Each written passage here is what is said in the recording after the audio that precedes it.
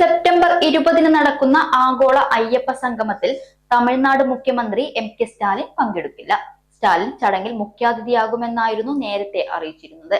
മുൻകൂട്ടി നിശ്ചയിച്ച പരിപാടി ഉണ്ടായതിനാലാണ് അയ്യപ്പ സംഗമത്തിൽ പങ്കെടുക്കാൻ സാധിക്കാത്തതെന്ന് തമിഴ്നാട് സർക്കാർ വ്യക്തമാക്കി. തന്റെ അഭാവത്തിൽ പരിപാടിയിൽ പങ്കെടുക്കാൻ 2 മന്ത്രിമാരെ ചുമതലപ്പെടുത്തിയതായും സ്റ്റാലിൻ അറിയിച്ചിട്ടുണ്ട്. ദേവസ്വം മന്ത്രി വി.എൻ. വാസവൻ ഉന്നത ഉദ്യോഗസ്ഥർക്കൊപ്പം ചെന്നൈയിലെത്തിയാണ് തമിഴ്നാട് മുഖ്യമന്ത്രിയെ ക്ഷണിച്ചത്.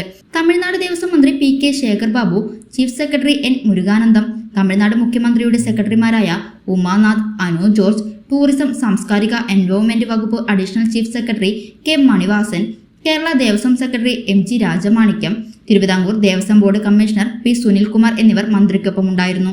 തിരുവിതാംകൂർ ദേവസ്വം ബോർഡിന്റെ പ്ലാറ്റിനം ജൂബിലി ആഘോഷങ്ങളുടെ ഭാഗമായാണ് അയ്യപ്പ സംഗമം സംഘടിപ്പിക്കുന്നത്. കർണാടക, തെലങ്കാന എന്നിവിടങ്ങളിൽ നിന്നുള്ള മന്ത്രിമാർ, കേരളത്തിൽ നിന്നുള്ള കേന്ദ്രമന്ത്രിമാർ, പ്രതിപക്ഷ നേതാവ് തുടങ്ങിയവരും ചടങ്ങിൽ സന്നിഹിതരാകുമെന്നാണ് വിവരം.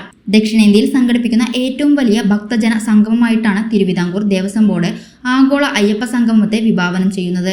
ദേവസ്വം ബോർഡിന്റെ 75ാം വാർഷികത്തിന്റെ കൂടി ഭാഗമായാണ് പമ്പയിൽ ലോകമെമ്പാടുമുള്ള അയ്യപ്പ ഭക്തർ പങ്കെടുക്കുന്ന അയ്യപ്പ സംഗമം നടക്കുന്നത്.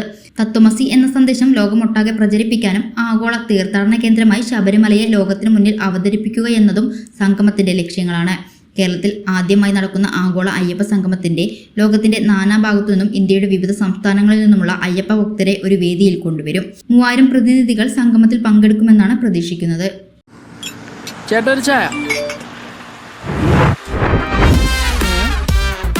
സൂപ്പർ ഫാസ്റ്റ് ആണല്ലോ. ഇതിന്റെ കേരള വിഷൻ വൈഫൈയാ?